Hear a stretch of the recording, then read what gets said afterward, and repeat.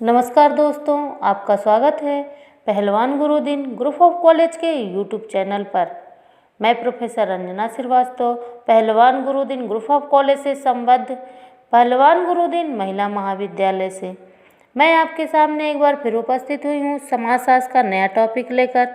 अपनी टॉपिक शुरू करने से पूर्व यदि आपने हमारे चैनल को अब तक सब्सक्राइब नहीं किया है तो प्लीज़ सब्सक्राइब करें और उसके बगल में दिए गए बेल आइकन को जरूर प्रेस करें ताकि हमारी सभी नई वीडियोस की नोटिफिकेशन सबसे पहले आप तक पहुंच सके। दोस्तों, लाइक और शेयर भी ज़रूर करें। ये वीडियो आपके सिलेबस से ही संबंधित है, कृपया इसको ध्यान से देखें। चलिए चलते हैं आज के टॉपिक पर। आज हम लोग बीए फर्स्ट ईयर के सेकेंड पेपर में टॉपिक लिया है किशोर अपराध एवं बाल अपराध की परिभाषा, विशेषताएँ एवं कारण। आज हम लोग किशोर अपराध के विषय में चर्चा करेंगे। चलिए चलते हैं। परिचय। समाजशास्त्रीय दृष्टिकोण से बाल अपराध के लिए आयु को अधिक महत्व नहीं दिया जाता क्योंकि व्यक्ति की मानसिक एवं सामाजिक परिपक्वता सदा ही आयु से प्रभावित नहीं होती। अतः कुछ विद्वान बालक द्वारा प्रकट व्यवहार प्रवृत्ति को बाल अपराध के लिए आधार मानते हैं, जैसे आवारागर्दी करना, स्कूल से अनुपस्थित रहना, माता पिता एवं संरक्षकों की आज्ञा न मानना, अश्लील भाषा का प्रयोग करना, चरित्रहीन व्यक्तियों से संपर्क रखना आदि। किंतु जब तक कोई वैध तरीका सर्वसम्मति से स्वीकार नहीं कर लिया जाता तब तक आयु को ही बाल अपराध माना जाता है या बाल अपराध का निर्धारक आधार माना जाएगा। गिलिन एवं गिलिन के अनुसार समाजशास्त्रीय दृष्टिकोण से एक बाल अपराधी वह व्यक्ति है जिसके व्यवहार को समाज अपने लिए हानिकारक समझता है और इसलिए वह उसके द्वारा निषिद्ध होता है। इस प्रकार बाल अपराध में बालकों के असामाजिक व्यवहारों को लिया जाता है अथवा बालकों के ऐसे व्यवहार को जो लोक कल्याण की दृष्टि से अहितकर होते हैं, ऐसे कार्यों को करने वाला बाल अपराधी कहलाता है। रॉबिन्स के अनुसार आवारागर्दी, भीख मांगना, निरुद्देश्य से इधर उधर घूमना, उद्दंडता बाल अपराधी के लक्षण होते हैं।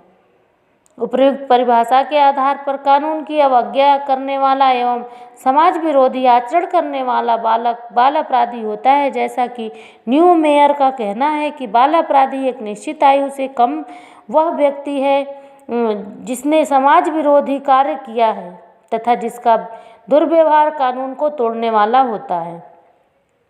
मनोवैज्ञानिक एवं समाजशास्त्रीय अध्ययनों द्वारा यह ज्ञात हुआ है कि मनुष्य में अपराध प्रवृत्तियों का जन्म बचपन से ही हो जाता है।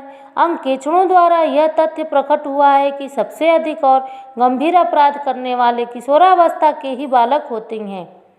इस दृष्टि से किशोर अपराध को एक महत्वपूर्ण कानूनी, सामाजिक, नैतिक एवं मनोवैज्ञानिक समस्या के रूप में देखा जाने लगा है। किशोर अपराधों का स्वरूप सामान्य अपराधों से भिन्न होता है। कानूनी शब्दावली में देश के निर्धारित कानूनों के विरुद्ध आचरण करना अपराध है, किंतु किशोर अपराध समाजशास्त्रीय एवं मनोवैज्ञानिक प्रत्यय है। किशोर अपराध के बालकों द्वारा किए गए वे सभी व्यवहार जो कानूनी नहीं वरन किसी भी दृष्टि से समाज तथा व्यक्ति के लिए अहितकर हैं, किशोर अपराध की सीमा में ही आते हैं। जैसे विद्यालय से भाग जाना कानूनी दृष्टि से अपराध नहीं है किंतु सामाजिक एवं मनोवैज्ञानिक दृष्टि से हानिकर है। यह एक ओर तो सभी प्रकार के उत्तरदायित्वों से भागना सिखाती है और दूसरी ओर बालक को उचित कार्य से हटाकर अनुचित कार्यों की ओर प्रेरित करती है। इस प्रकार किशोर अपराध का क्षेत्र अधिक व्यापक है। किशोरावस्था में व्यक्तित्व के निर्माण तथा व्यवहार के निर्धारण में वातावरण का बहुत हाथ होता है। अतः अपने उचित या अनुचित व्यवहार के लिए किशोर बालक स्वयं नहीं वरन उसका वातावरण उत्तरदायी होता है। इस कारण अनेक देशों में किशोर अपराधों का अलग न्याय विधान है। उनके न्यायाधीश एवं अन्य न्यायाधिकारी बाल मनोविज्ञान के जानकार होते हैं। वहाँ बाल अपराधियों को दंड नहीं दिया जाता बल्कि उनके जीवन वृत्त के आधार पर उनका तथा उनके वातावरण का अध्ययन करके वातावरण में स्थित असंतोषजनक फलतः अपराधों को जन्म देने वाले तत्वों में सुधार करके बच्चों को सुधार का प्रयत्न किया जाता है। अपराधी बच्चों के प्रति सहानुभूति, प्रेम, दया और संवेदना का व्यवहार किया जाता है। भारत में भी कुछ राज्यों में बाल न्यायालयों और बाल सुधार गृहों की स्थापना की गई है। किशोर बालक अपराध क्यों करते हैं, इस संबंध में विभिन्न मत हैं। मानव शास्त्रियों ने यह निष्कर्ष निकाला है कि अपराध का संबंध वंशानुक्रम, शारीरिक बनावट एवं जातिगत विशेषताओं से है। इसी कारण अपराधी जाति के सभी व्यक्ति एक ही जातिगत विशेषताओं और एक ही शारीरिक बनावट के होते हैं तथा वे एक सा अपराध करते हैं। शरीर मनोवैज्ञानिकों का मत है कि इसी से मिलता जुलता है।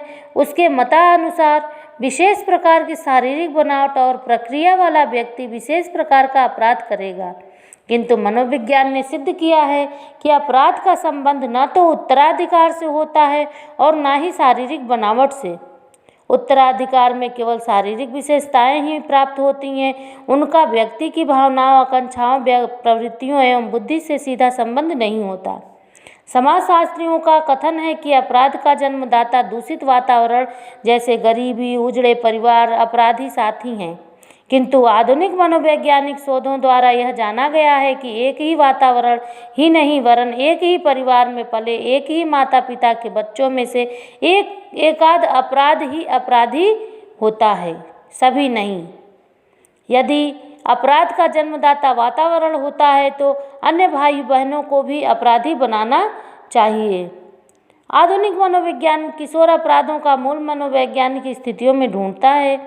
उनके अनुसार हर बच्चे की कुछ इच्छाएं, आकांक्षाएं और आवश्यकताएं होती हैं, उन्हें पूरा करने का प्रयत्न करता है। उसके इस प्रयास में अनेक बाधाएं आती हैं जिन्हें वह जीतने का प्रयत्न करता है। अपने प्रयत्नों के फल से वह या तो संतुष्ट होता है या असंतुष्ट अथवा उदासीन, किंतु उदासीनता के भाव ही कम हो जाते हैं। संतोष और असंतोष का संबंध सफलता या उपलब्धि से नहीं वरन संतोष आपेक्षिक प्रत्यय है। निर्धन किसान अपनी स्थिति में संतुष्ट रह सकता है, किंतु करोड़पति व्यवसायी नहीं। असंतोष को दूर करने का प्रयास मानव स्वभाव है। इसे दूर करने के समाज द्वारा स्वीकृत ढंग जब असफल हो जाते हैं तब व्यक्ति ऐसा ढंग अपनाता है जो सफल हो, भले ही वह समाज के लिए हानिकर और उसके द्वारा अस्वीकृत क्यों न हो, तभी वह अपराधी बन जाता है। जैसे कोई कमज़ोर विद्यार्थी अनुत्तीर्ण होने पर अपनी कमजोरी का ध्यान करके अपनी स्थिति में संतुष्ट रह जाता है, किंतु कक्षा का तेज विद्यार्थी तृतीय श्रेणी में उत्तीर्ण होने पर आत्महत्या तक कर सकता है। प्रश्न संतोष और असंतोष की मात्रा का नहीं है।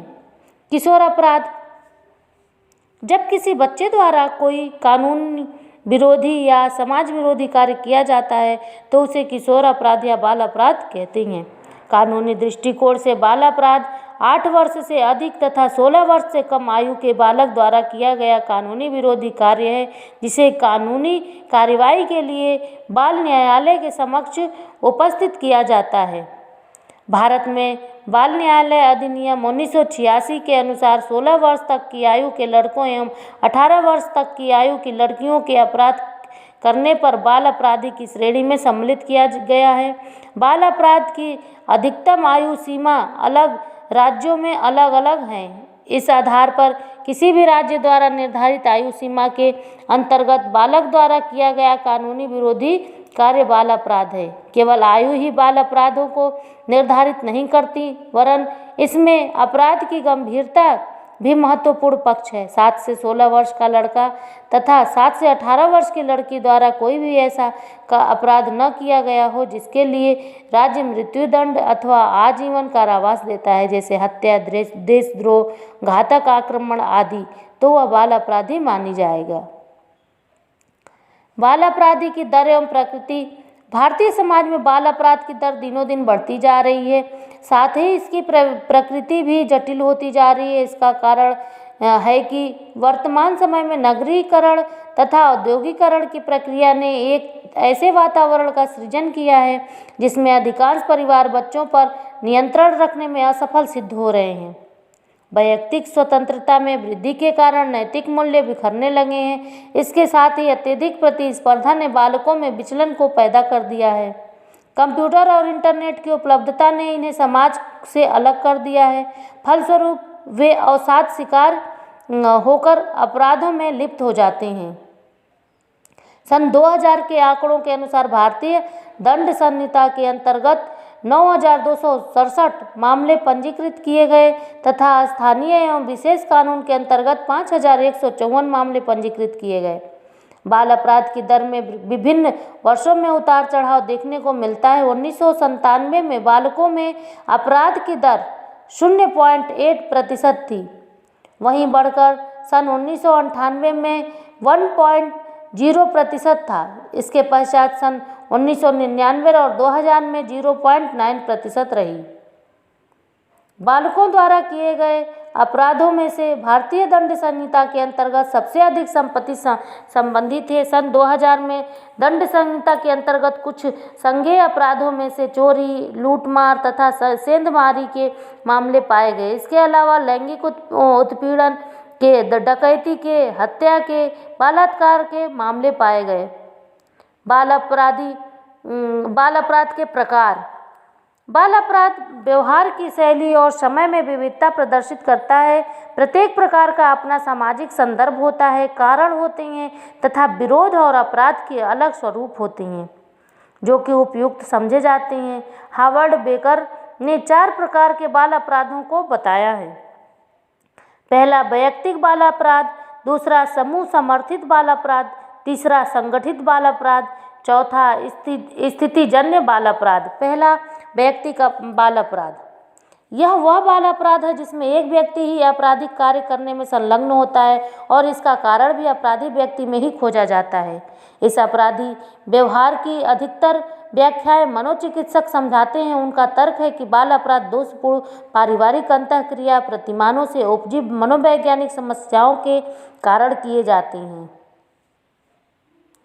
उनकी सबसे महत्वपूर्ण उपलब्धि यह है कि 13.0% अपराधी सहोदरों की तुलना में 90.0% अपराधी किशोरों का घरेलू जीवन दुख भरा था और वे अपने जीवन की परिस्थितियों से असंतुष्ट थे। उनकी अप्रसन्नता की प्रकृति भिन्न थी। कुछ तो माँ बाप द्वारा उपेक्षित मानते थे तथा अन्य को हीनता का अनुभव करते थे।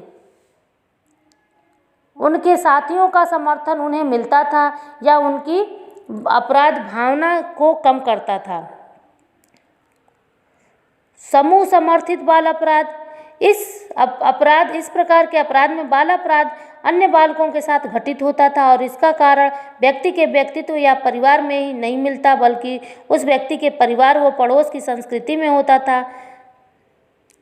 मुख्य रूप से यह पाया जाता था कि युवक अपराधी इसलिए बना क्योंकि वह पहले से ही अपराधी व्यक्तियों की संगति में रहता था।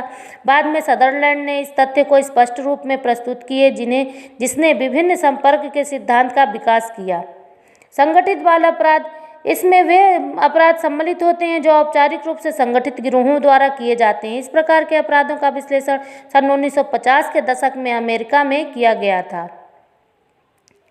इस प्रकार के कृत्यों पर उन्हें परिस्थिति प्रदान करते हैं और उन व्यक्तियों के साथ उनके संबंधों को स्पष्ट करते हैं जो समूह मानदंडों से बाहर के समूह होते हैं। स्थितिजन्य अपराध। स्थितिजन्य अपराध की मान्यता यह है कि अपराध गहरी जड़ें नहीं रखता और अपराध के प्रकार और इसके नियंत्रित करने के साधन अपेक्षाकृत बहुत सरल होते हैं। एक युवक की अपराध के प्रति गहरी निष्ठा के बिना अपराधी कृत्य में संलग्न हो जाता है। यह या तो कम विकसित अंतः नियंत्रण के कारण होता है या परिवार नियंत्रण में कमजोरी के कारण होता है। इस विचार के कारण कि यदि वह पकड़ा भी जाता है तो भी उसकी अधिक हानि नहीं होगी या नहीं पकड़ा जाता है तो भी उसकी कोई अधिक हानि नहीं होगी। निष्कर्ष यह है कि बच्चा चाहे शारीरिक कमजोरी से पीड़ित हो, उसकी बुद्धि कम हो, उसके माता पिता अपराधी हो, उसका वातावरण खराब हो, उसकी उपलब्धियां निम्न स्तर की हों, फिर भी वह तब तक अपराधी नहीं बनेगा जब तक कि वह अपनी स्थिति से असंतुष्ट न हो और असंतोष को दूर करने के उसके समाज स्वीकृत प्रयास असफल न हो चुके हों। दोस्तों, आज के लिए इतना ही। आगे फिर मिलूंगी अपनी नई वीडियो लेकर। तब तक के लिए नमस्कार, धन्यवाद।